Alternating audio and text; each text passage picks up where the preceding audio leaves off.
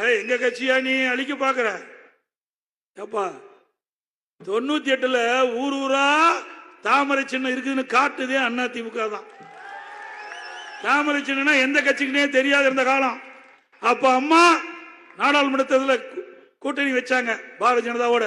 அப்பதான் ஊர் ஊரா நம்ம கட்சிக்காரெல்லாம் போய் இதுதான் சின்னம் பாரதிய ஜனதாக்கு இதுதான் சின்னம் அப்படி சொன்ன கட்சி இன்னைக்கு நம்மள வழிக்கு பாக்குறாங்க.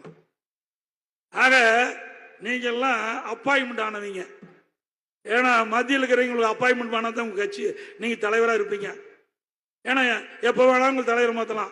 ஆனா அனைத்து இந்திய அண்ணா திராவிட முன்னேற்ற கழகத்தில் உழைக்கின்றவர்கள் தலைவராக வர முடியும்.